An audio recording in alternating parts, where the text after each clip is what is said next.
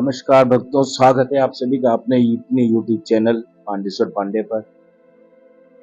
दोस्तों, क्या आप लोगों ने कभी सोचा है कि सच क्या है? हम आप लोगों के लिए लेकर आते रहते हैं सच से जुड़ी प्रेरणादायक कहानियां, जो हमारे और आपके जीवन को बदल देने की ताकत रखती है, सामर्थ्य रखती है। एक एक विचार जो जिंदगी को बदल सकते हैं। और आज की इस वीडियो में हम बात करने वाले हैं सच के ऊपर।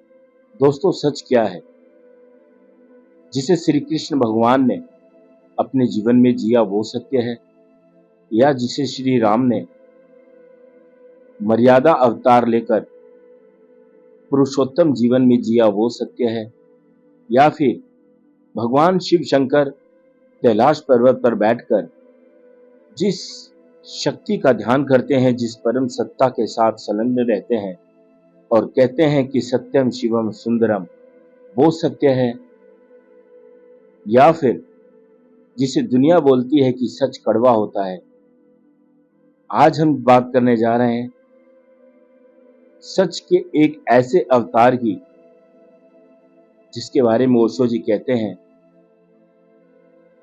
कि उसको सच कहने के लिए किसी बर्तन की जरूरत नहीं है, किसी सांचे की जरूरत नहीं है। सच महावीर ने भी देखा, सच भगवान बुद्ध ने भी देखा, लेकिन सच कबीर के अंदर जैसा उतरा, शायद संसार में ऐसा किसी के ऊपर नहीं उतरा।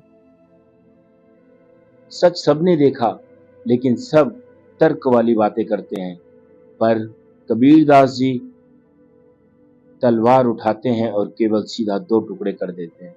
जी हाँ दोस्तों, सदियों पहले वाराणसी की गलियों में एक ऐसा बालक जन्मा जिसने समाज की जड़ सोच को चुनौती दी, जिसने कहा कि भगवान ना तो मंदिरों में कैद है और ना मस्जिदों में छिपे हुए हैं।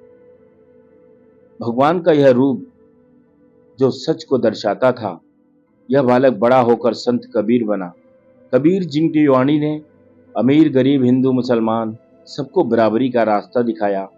आज हम शुरू कर रहे हैं कबीर के जीवन की अद्भुत यात्रा, जिसे हम कई भागों में समझेंगे।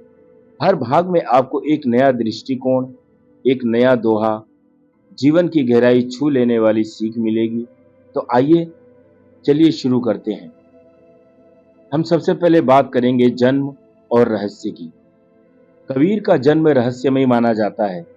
कुछ मान्यताओं के अनुसार वे मगहर, या फिर कुछ मान्यताओं के अनुसार लोग कहते हैं वह वाराणसी में पैदा हुए। परंतु कबीर को पालने वाले माता पिता नीरू और नीमा थे, जो एक जुलाहा दंपति से थे। कबीर को शिशु अवस्था में लहर तारा तालाब में कमल के पुष्प पर उन्होंने एक नन्हे बालक के रूप में रोते हुए पाया था। यही कारण है कि उनके जन्म को लेकर आज भी रहस्य बना हुआ है। कहते हैं समाज में उन्हें जन्म से ही अस्वीकार कर दिया, लेकिन कबीर ने अपने जीवन से साबित कर दिया कि महानता जन्म से नहीं, कर्म से होती है। वह शुरू से ही, उनके जन्म ने ही यह दर्शा दिया कि वह आजाद थे। उनका दुनिया में कोई नहीं था, वो किसी के नहीं थे। उन्होंने बता दिया कि हम सब एक हैं और सबका मालिक एक है।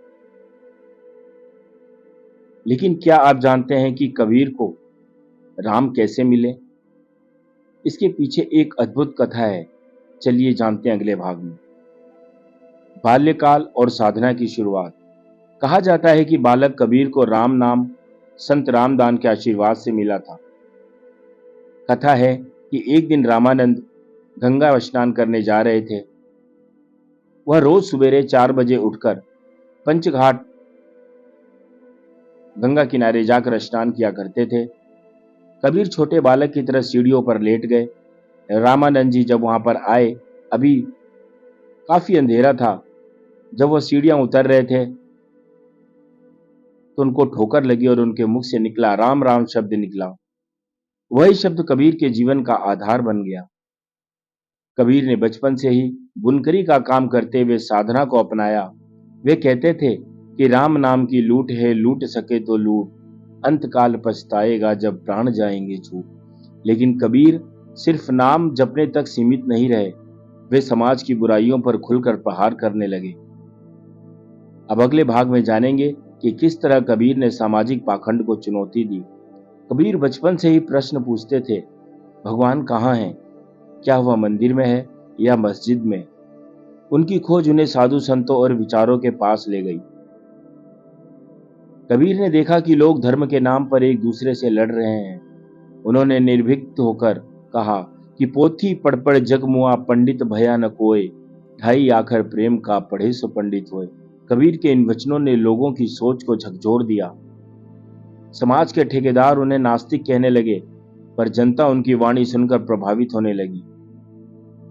दोस्तों, जो धर्म के ठेकेदार बनते थे, चाहे वो पंडित थे या मौलवी थे, जिन्होंने जिंदगी भर वेद ग्रंथ, पुराण हर चीज पढ़ पढ़ के अपने ज्ञान को, अपने अहंकार को बढ़ा लिया, तो कबीर दास जी ने उनके लिए कहा था कि पोथी पढ़ पढ़ जग मुआ, पंडित हुआ न कोय, ढाई आखर प्रेम का पढ़े सो पंडित होए। ज्ञान में घमंड है, अहंकार है, लेकिन प्रेम में समर्पण है। जिस दिन आप प्रेम की भाषा समझ जाओगे, उस दिन पंडित हो जाओगे। जब उनकी वाणी कुछ लोगों को प्रभावित कर रही थी, वहीं पर कबीर का विरोध खत्म नहीं हुआ। अगले भाग में हम जानेंगे किस तरह उन्होंने हिंदू मुसलमान दोनों की कुरीतियों पर सीधा प्रहार किया। सामाजिक पाखंड एवं प्रहार। कबीर ने मंदिर और मस्जिद दोनों पर सवाल उठाए। उन्होंने कहा कि मोको कहां ढूंढे रे बंदे, मैं तो तेरे पास में, न मंदिर में, न मस्जिद में, न काशी कैलाश में। आखिरकार उन्होंने परमात्मा को पा ही लिया। वो कहते थे कि पत्थर पूजे हरि मिले तो मैं पूजू पहाड़, ताते यह चाकी भली जो पीस खाए संसार। कि अगर तुम्हें पत्थर पूजने से हरि मिलते हैं तो मैं बहुत बड़ा पहाड़ पूजता हूं, ताकि मुझे बड़े वाले हरि, बड़े वाले भगवान मिल जाएं। ताते यह चाकी भली जो पीस खाए संसार। अरे उससे तो यह पत्थर की चक्की भली है, जिसका पिसा हुआ अनाज खाकर सारा संसार जीवन को पा रहा है। आखिरकार उन्होंने एक परमात्मा की नई व्याख्या, उन्होंने परमात्मा को ढूंढ ही लिया। कहां पर? अपने भीतर, अपने अंदर। वे बताते थे कि ईश्वर कहीं बाहर नहीं, वह हर इंसान के भीतर है। इस साहस के कारण हिंदू ने मुसलमान विरोधी समझने लगे और मुसलमान उन्हें हिंदू पक्षधर। लेकिन कबीर का संदेश साफ था, धर्म से बड़ा, इंसानियत से बड़ा कोई भी इंसान इस दुनिया में नहीं है। वो हिंदुओं को कहते थे कि अगर तुम पंडित हो, अगर तुम विद्वान हो, महान हो, और नीच जाति का तुम लोग बहिष्कार करते हो, उन्हें मंदिरों में नहीं घुसने देते हो, उन्हें किताबें नहीं पढ़ने देते हो, वो अधिकारी नहीं है मंदिर में घुसने के, धर्म ग्रंथों को पढ़ने के। ऐसा क्यों? क्या तुम पंडित हो इसलिए? और अगर तुम पंडित हो, तुम अपना जनेऊ के ऊपर तुम्हारे को इतना अहंकार है, तो तुम जनेऊ पैदा होकर उसी समय पहनकर क्यों नहीं आते?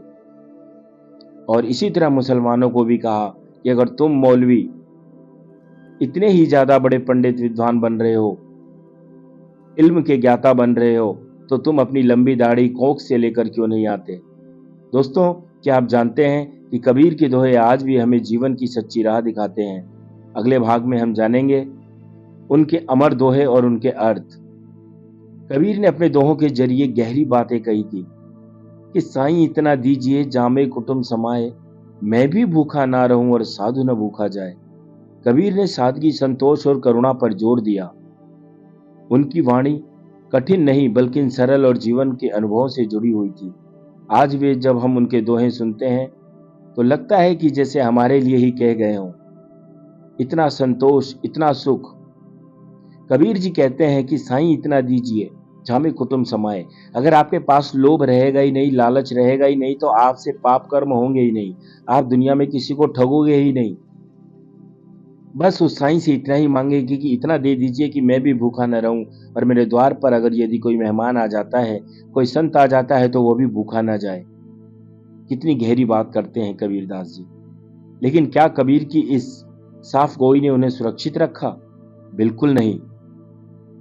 आइए दोस्तों, अगले भाग में हम जानते हैं कि कबीर जी को किन संघर्षों का सामना करना पड़ा। कबीर की वाणी ने, कबीर जी के वचनों ने आग की वर्षा की। कबीर जी ने कुछ ऐसी बातें कही जो कोई भी कहने की हिम्मत नहीं रखता था। समाज के दबे हुए और पिछड़े हुए जो लोग थे, उनको कबीर जी की आवाज में अपनी जिंदगी दिखाई देने लगी। वहीं कबीर ने उन लोगों को उनका प्रिय बना दिया, पर समाज के ठेकेदार उनके खिलाफ खड़े हो गए। कई बार उन्हें धमकाया, सताया गया, लेकिन कबीर रुके नहीं। वे कहते थे कि धीरज धरो तो सुखी रहो, झूठे ढकोसले छोड़ो, सत्य के मार्ग पर चलोगे तो ईश्वर खुद सहारा देगा। उनका जीवन संघर्ष का प्रतीक था। उन्होंने दिखा दिया कि एक गरीब जुल्हा भी समाज को दिशा दे सकता है। जब वो चादर बुना करते थे, तो जब धागे उलझ जाया करते थे, तो वो चादर नहीं बुना करते थे। वह जीवन में चल रही उस शक्ति को, उस आत्मा को आत्मसात करते थे और कहते थे, जिस तरह यह धागे आपस में उलझ रहे हैं, इसी तरह हम संसार में सांसार की चीजों को देखकर उलझते जा रहे हैं। जब वह चादर बीन लेते थे, एक एक धागा सही जगह लगा देते थे, तो यही उनकी साधना थी। अपनी साधना को बिल्कुल सही दिशा में लगा देने से अलग अलग इतने धागे मिलकर एक सुंदर चद्दर बना देते हैं। तो वो कहते थे कि इसी प्रकार हम लोग अलग अलग हैं, लेकिन अगर हम एक साथ रहेंगे तो एक नवनिर्मित, एक अच्छे समाज की स्थापना करेंगे। आज सवाल उठता है कि आखिर कबीर ने अपने अंतिम समय में क्या संदेश दिए। कहा जाता है कि कबीर जी के निधन के समय हिंदू और मुसलमान दोनों उनके शरीर को अपने अपने धर्म के अनुसार संस्कार करना चाहते थे, लेकिन जब चादर हटाई गई तो शरीर की जगह कुछ फूल पाए गए। लोगों ने उन फूलों को बांट लिया। किसी ने जल में बहा दिया तो किसी ने दफना दिया। इस घटना ने फिर से यह सिद्ध कर दिया कि कबीर किसी एक धर्म के नहीं, बल्कि पूरी मानवता के थे। श्री कबीर जी का जीवन अंतिम समय तक हमें यही सिखाता है कि राम कहीं बाहर नहीं, वह तेरे भीतर हैं। सच्चा मन, सच्चा कर्म और प्रेम, यही सबसे बड़ी पूजा है। उन्होंने यह भी कहा कि कबीरा, जब हम पैदा हुए जग हंसे हम रोए, ऐसी करनी कर चलो हम हंसे जग रोए। आज सदियों बाद भी कबीर की वाणी हमें रास्ता दिखाती है। वे केवल संत नहीं, बल्कि सच्चाई, प्रेम और साहस के प्रतीक हैं। अब सवाल यह है कि क्या हमें जीवन में कबीर की शिक्षा को उतार पाएंगे? यही आपके लिए सबसे बड़ी साधना है। संत शिरोमणि कबीरदास जी के जीवन से जुड़ी यह यात्रा यहीं समाप्त नहीं होती। अगर उनकी यह कही गई कोई भी बात आपके दिल को छू गई हो, या इस वीडियो से आपको कुछ भी सीखने को मिला हो, तो कृपया कमेंट में बताइए कि कौन सी बात ने आपको सबसे ज्यादा प्रभावित किया, और साथ ही अगली बार आप किस संत के जीवन और शिक्षाओं के बारे में सुनना चाहते हैं, यह भी जरूर लिखें। आपका एक छोटा सा लाइक, शेयर और सब्सक्राइब हमारी इस मेहनत को सफल बनाने का सबसे बड़ा आशीर्वाद है। तो जुड़े रहिए हमारे साथ संत चरित्र श्रृंखला में, जहां हम हर सप्ताह किसी महापुरुष के जीवन से प्रेरणा लेकर आपके सामने प्रस्तुत होंगे। यदि आपको वीडियो अच्छी लगती है तो इसको लाइक और शेयर करें, और इसमें दी गई जानकारी अपने मित्रजनों के साथ, परिवारजनों के साथ शेयर करें। और इसी प्रकार की वीडियो देखने के लिए आप हमारे चैनल को भी जरूर सब्सक्राइब करें, क्योंकि कबीर वो शक्ति थे, कबीर वो परमात्मा थे, जो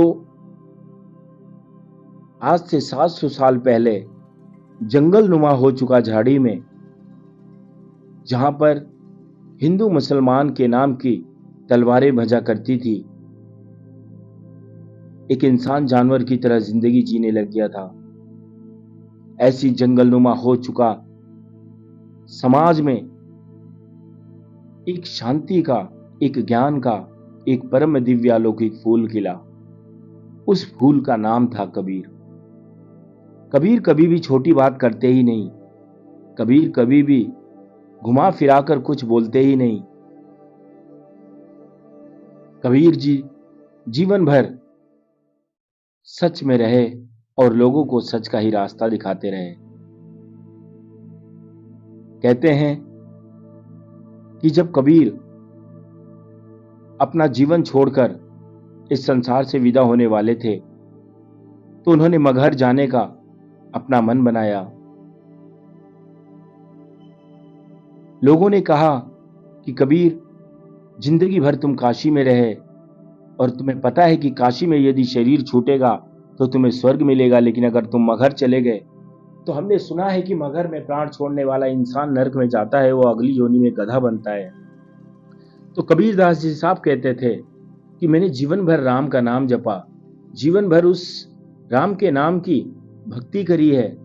यदि मेरी भक्ति सच्ची है, यदि मेरा अनुराग सच्चा है और मेरे राम जी में थोड़ी भी शक्ति है, तो मैं काशी मरूं या मगहर, क्या फर्क पड़ता है। लेकिन यदि मैंने जीवन भर झूठ बोला, असत्य का आचरण किया, कोई सत्कर्म नहीं किया, तो फिर मैं काशी मरकर भी स्वर्ग कैसे चला जाऊंगा। समाज में उस समय की फैली इस सबसे बड़े अंधविश्वास को कि मगहर में मरने से नरक प्राप्त होता है, अंतिम समय उन्होंने अपना शरीर जाकर मगहर में छोड़ा। जीवन भर समाज और देश की बुराइयों को जड़ से खत्म करते रहे कबीरदास जी। कबीर जी के जीवन की एक एक बातें कि सच बराबर तप नहीं, झूठ बराबर पाप, जाके हृदय साचे ताके हृदय आप। उन्होंने 2 लाइनों में साफ स्पष्ट कर दिया कि जो तुम मंदिर, मस्जिद, काशी, कैलाश, हर जगह परमात्मा को ढूंढते फिरते हो, यह सब परमात्मा की बनाई हुई प्रकृति है। कण कण में परमात्मा विद्यमान है, इसमें कोई शक की बात नहीं है। लेकिन शंकर भगवान भी तो कहते हैं कि कर्पूर गौरम करुणावतारम संसार सारम भुजगेंद्रहारम सदा वसंतम हृदयारविंदे भवम भवामी सहितम नमामि। हृदयारविंदे यानी तुम्हारे शरीर में जो तुम्हारे हृदय है, दिल है, उस हृदय रूपी बिंदु में मेरा निवास है और मैं अकेला नहीं रहता, मैं सपरिवार अपनी शक्ति के साथ वहां पर निवास करता हूं। उसी बात को कबीरदास जी कहते हैं कि मोको कहां ढूंढे रे बंदे, मैं तो तेरे पास में अंदर ही हूं। वो जानन हारा, राखन हारा, पालन हारा हमारे और तुम्हारे अंदर ही है। कबीरदास जी कहते हैं कि उसको अंदर ढूंढो, बाहर मत भटको। जिसने भी पाया अंदर ही पाया। तो इतनी बड़ी सीख कबीरदास जी जीवन भर हमें देते रहे। मिलते हैं दोस्तों अगली फिर वीडियो में, तब तक के लिए आप सभी अपना ध्यान रखें। जय हो संत कबीर बाबा की, जय हो साईनाथ, जय श्री राम, जय श्री कृष्ण, राधे राधे।